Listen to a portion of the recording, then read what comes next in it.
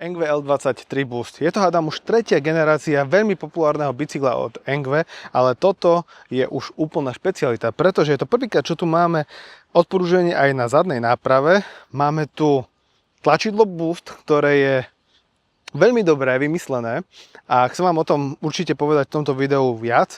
A máme tu 8 A pasívnu nabíjačku, vďaka ktorej nabíjate tento bicykel za 2 hodiny. Máme tu takisto aj nie už fatbikeové kolesa, takže Engve asi pochopilo, že ľuďom sa už nepáčia tie fatbajky, pretože veľakrát som sa stretol aj na svojom kanáli s tým, že prečo robia tieto motorkové bicykle, e-bajky, že nám sa to nepáči a tak ďalej. Tak tu máme Chaoyangi, cestné pneumatiky, ktoré fúkame skoro až na 3 bary, takže nám to signifikantne predĺží dojazd.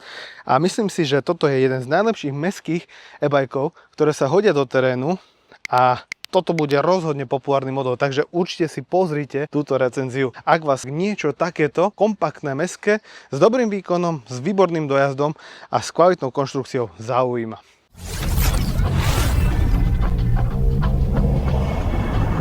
L23 Boost mi prišiel priamo z európskeho skladu e-shopu Engve. Ja im veľmi pekne ďakujem za príležitosť otestovať tento kúsok. Ak sa nemýlim, tak toto je tretí z hierarchie najdrahších e-bajkov, ktoré ponúka aktuálne Engve, respektíve z týchto menších e-bajkov je to určite jeden z tých top. Aktuálny odkaz a kupón nájdete v popise videa, takže ak vás táto mašinka zaujala, tak sa rozhodne na to pozrite bližšie. No a teraz sa poďme pozrieť na základné hlavné parametre tohto e-bajku, pretože je sa na čo pozerať, aj keď sa to nezdá a je to malé tintitko. Rozmery tretej generácie L20 sú skromné a to bude nahrávať do kariet najmä tým, ktorí to budú chcieť často prenášať. Kontrola nad riadidlami bude pomerne veľká vďaka luxusným až 68 cm širokým riadidlám. Za veľký highlight tohto e-bajku považujem Chaoyang cestné pneu, vďaka ktorým dojazd bude podstatne lepší. V srdci tohto e-bajku sa nachádza batéria pracujúca na 48V systéme a až 21 A ovládač, ktorý by mohol celkom dobre znášať záťaž. Máme tu aj hydraulické brzdy so 180 mm kotúčom a normovaný motor s 250 W výkonom, no v špičke ma určite poteší, že mi pomôže s viac ako 1000 W. Vidlicu tu máme pružinovú s možnosťou nastavenia tuhosti a prvýkrát pri tejto L verzii aj zadné odpruženie, ktoré je pružinové. Pomoc pri asistovaní je zabezpečená pomocou torzného snímača a to s maximálnym krútiacim momentom do 75 Nm. Už takým štandardom pri e-bajkoch je 7-stupňové viackolečko s rozsahom 14 až 28 zubov, ale som rád, že tu máme aj ľahko odnímateľný BCD 130 prevodník s 52 zubami. Skvelou správou je aj veľmi jasne viditeľný a na dobrom mieste umiestnený výrobný štítok. Super. A takto vyzerá kokpit. Mne tu okrem voltok na displeji absentuje aj cyklozvonček, čo je škoda. Ešte, že sa to dá dokúpiť len za pár eur. A prepínať si tu viem medzi odometrom, aktuálnymi kilometrami počas výletu, priemerná rýchlosť, maximálna rýchlosť. Škoda, že tu nie sú tie spomínané volty. Dlhším podržaním tlačidla plus aktivujem svetlo. A dlhším stlačením tlačidla minus aktivujem asistenta rozjazdu. Svetlo svieti tak priemerne, tak mestský, bez širokého rozptylu, čo je podľa mňa škoda. Zadné svetlo je perfektne viditeľné, len nerozumiem, prečo tu nie je aj brzdové svetlo. Dôležitá vec, pred prvým použitím musíš oživiť batériu, pretože z výroby príde uspatá. Engve to takto robí kvôli vyššej bezpečnosti. Stačí aspoň na 10 sekúnd dať do nabíjačky. Nezabudni, že batéria má samostatný bezpečnostný spínač. Potom to vlož naspäť do rámu a začni jazdiť. Na stránke je váha uvedená 32 kg, ale na výrobnom štítku 33,2 kg. Ale v podstate to je to isté. Niekomu sa bude hodiť aj info, ako sa to skladá, respektíve v ktorých častiach sa to zalamuje. Myslím, že ide o naozaj kompaktný e-bike, ktorý sa vojde takmer za každých okolností tam, kde je potreba. Takto to vyzerá znútra. Máme tu výkonný 21 A ovládač, 48V systém. Cut-off, teda vybitie, by mal byť niekde 40,5 V alebo 41,5 V. Celkom solidne je toto spravené. Všetko cez Juliet káble. No nechápem, že tu nie je elektronická brzda. Boost me baby, asi tak by sa dali zhrnúť jazdné vlastnosti Engve L23 Boost. A prečo? Pretože jedným z najväčších highlightov tohto bicykla je okrem tohto celého odpruženia, aké mám na tomto bajku, je aj tlačidlo Boost. To tlačidlo Boost znamená, že nám na nejaký čas, pokiaľ mám stlačené tlačidlo Boost, dvihne newtonmetre a celkový výkon. To sa perfektne hodí v kopcoch, keď máte 10 a vyššie percentné stúpanie, tak stlačením tlačidla Boost prejdete ten kopec o mnoho lepšie a zároveň, ak v kopci zastanete, tak o mnoho jednoduchšie sa aj pohnete z miesta, aj keď máte ťažší prevod. No a uvidíme, ako to pôjde s týmto boostom do prudkého kopca. Toto už je dosť prudké stúpanie. Boost je aktívny. Celkom to ide. A to mám na 5-ke prevod. Cítim, že šľapem, samozrejme. Na ľahšom prevode by to bolo mnoho jednoduchšie, ale nie je to zlé. Tako je to sakra veľká pomoc.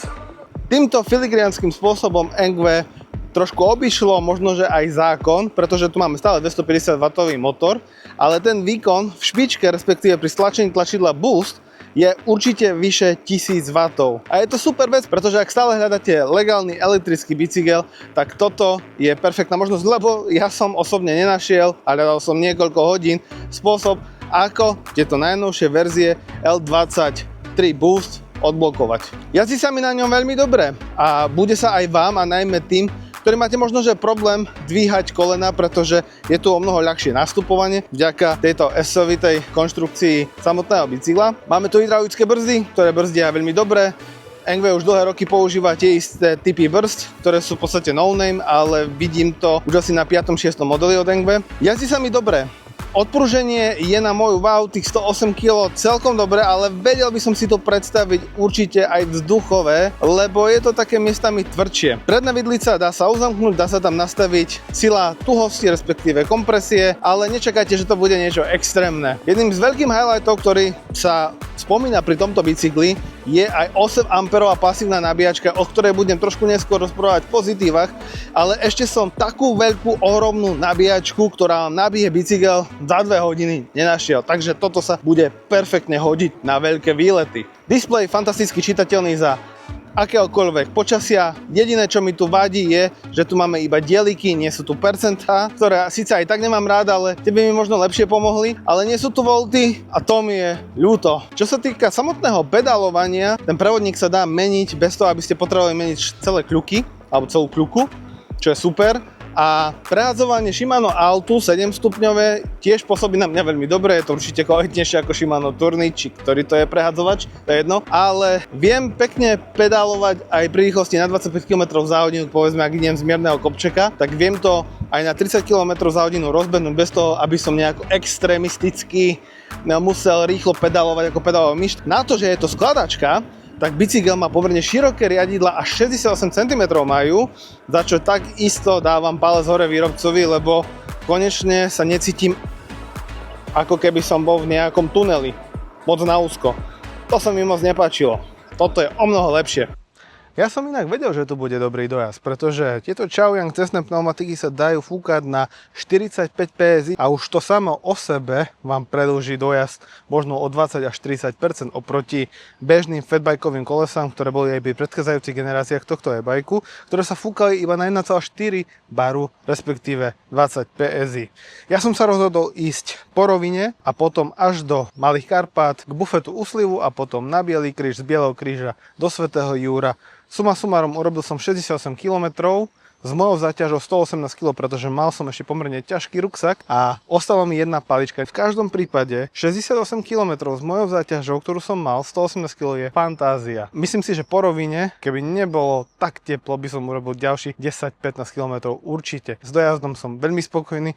Toto bude konečne bicykel, ktorý sa bude hodiť na celodenné výlety, a to najmä vďaka 8 A nabíjačke a týmto cestným pneumatikám, ktoré sa dajú nafúkať až na tých 45 PSI, teda 2,71 baru.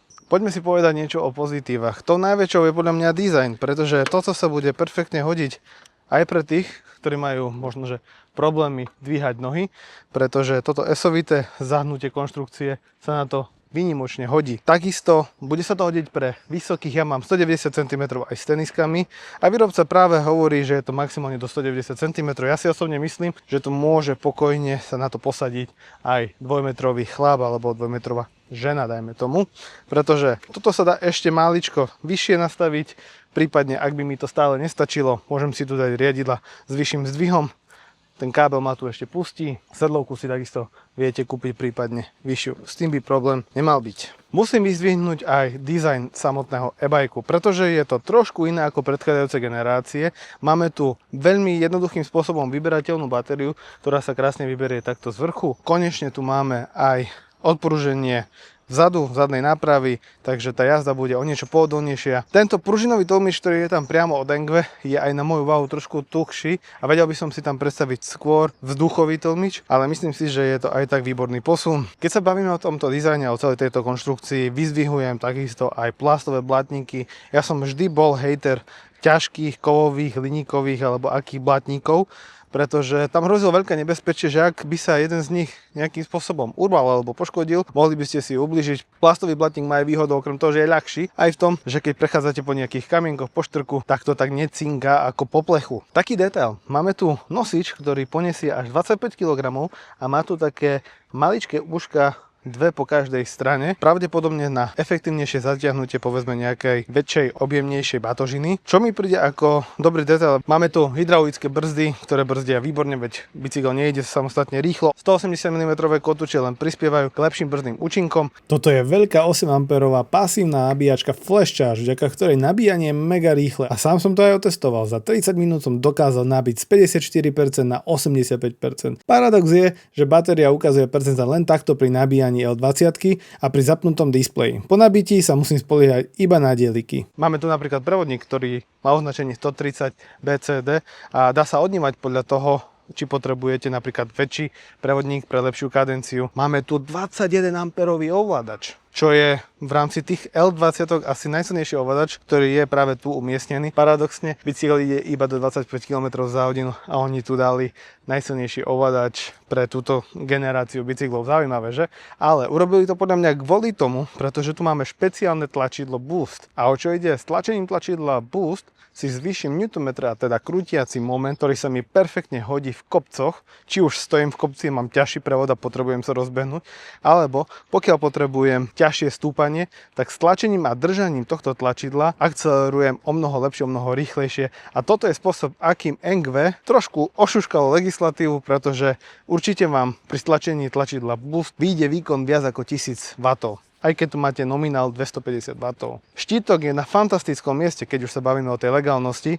Je ho výborne vidieť, je tam všetko, čo tam na modernom e-bajku má byť. Ak si kupujete e-bike s tým, že požadujete, aby bol legálny, aby sa nedal odblokovať, pretože nechcete mať problémy s policajtami alebo so štátnymi úradmi, tak toto je jeden z najlepšie pripravených e-bajkov práve na tieto normy. Okrem toho, že máme celý bicykel odpružený, tak pruženie na prednej vidlici sa dá pekne nastaviť podľa váhy jazdca. Nie je to najkvalitnejšia vidlica na svete, ale myslím si, že pre 90% používateľov to bude absolútne stačiť. Už z povahy tohto bicykla viete, že je to skladačka. Sklada sa to na dvoch miestach a tak, že vám to vôjde takmer do každého auta. Váha 32 kg pre takýto bike nie je až tak veľa, keď si uvedomíte, že je to postavené naozaj z dobrých materiálov a celý tento bicykel je aj odprúžený, či už vpredu alebo vzadu. A to proste musí mať nejakú tú váhu. Displej výborne čitateľný, prehadzovanie takisto, ako som hovoril, v jazdných vlastnostiach. Veľmi dobre sa mi s tým pracuje a navyše tu viem pedálovať aj pri vyššej rýchlosti ako 25 km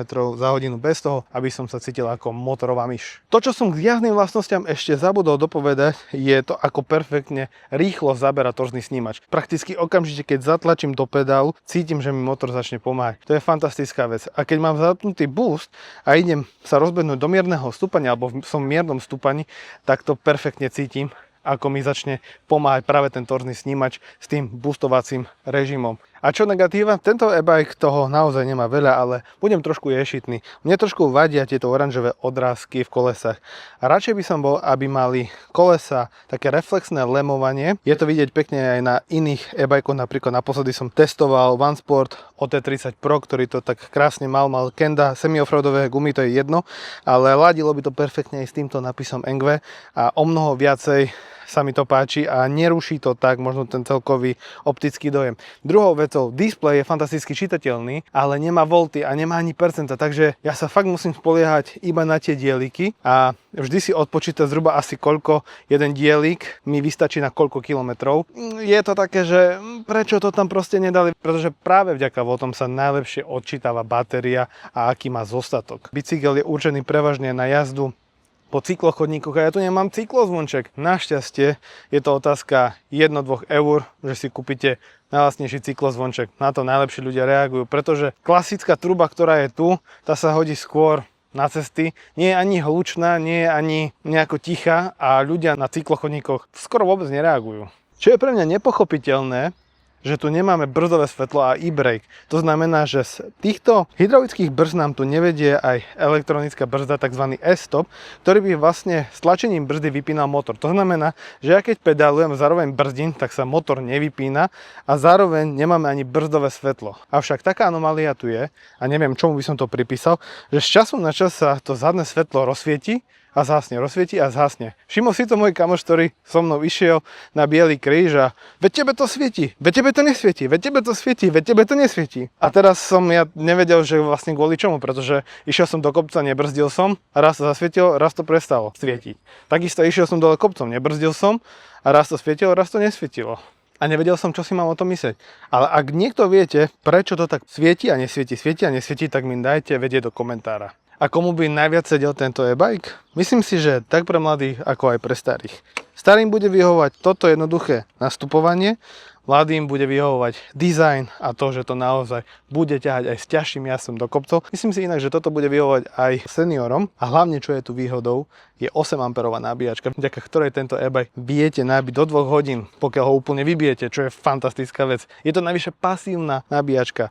Pasívna znamená, že nemá žiaden vetrak, takže je úplne tichučka. Zase perfektná vec, pokiaľ bývate v byte, aby vás to napríklad v obývačke rušilo. Dojazd je fantastický a to vďaka kombinácii torného snímača, cestných pneumatík, ktoré viete fúkať takmer na 3 báry. A celkový zážitok z jazdy s týmto e-bikom je výborný. Som rád, že tu výrobca dal relatívne široké riadidlá. Ja osobne by som ich nemenil, pretože sú široké, ale stále relatívne skladné. Aj po dizajnovej stránke je to e-bike, ktorý sa mi veľmi páči. Ja osobne by som tam dal namiesto tohto pružinového tlmiča, ktorý má rozteč dier 150 mm, dal by som tam určite vzduchový a možno by som vymenil aj prednú pružinovú vidlicu za vzduchovú. To, čo vás bude pochopiteľne odrádzať, je cena. S kupónom to viete možno kúpiť do 1300 eur, poviete si, za tú cenu si viete kúpiť niečo lepšie. Ale treba si uvedomiť, že tu máte 100% legálny e-bike, ktorý má naozaj toho výkonu na rozdávanie. Pokiaľ pôjdete do kopcov, stlačíte si boost tlačidlo, ono vás to naozaj aj dobre boostne. Nemusíte sa bať, že vás hliadka bude otravovať, že vám ho budú chcieť zabaviť. Maximálne, čo budete na tento e-bike potrebovať, je PZP, lebo má proste na 25 kg. Žiaden vodíčak, len PZP. A za tú cenu môžete očakávať, že je to e-bike, ktorý je poskladaný z dobrých materiálov, dobre sa na ňom budete aj cítiť. Keď sa na to posadíte, nemáte pocit, že jazdíte na nejakom úplne čínskom no-name stroji, ale to vyhotovenie na riadidlách, hydraulické brzdy, displej vám budú navodzovať to, že jazdíte na niečom prémiovejšom.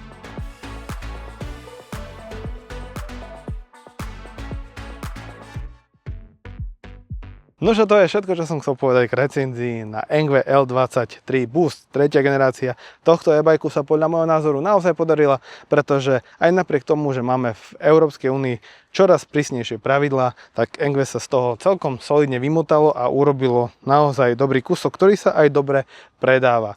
Verím, že vás toto video bavilo a ak máte nejaké otázky, určite mi napíšte do komentára, čo si o tomto e-bajku myslíte. Ak bolo pre vás toto video prínosné, budem rád, ak mu dáte like a moju tvorbu podporíte odberom tohto mojho YouTube kanála, za čo vám veľmi pekne ďakujem. Sledovať ma môžete aj na iných sociálnych sieťach a odporúčam vám sledovať aj veľkú slovensko-českú Facebookovú skupinu elektrických kolobežka, bicyklo a tak ďalej. Vidíme sa spolu pri ďalšom videu, pri ďalšej recenzii.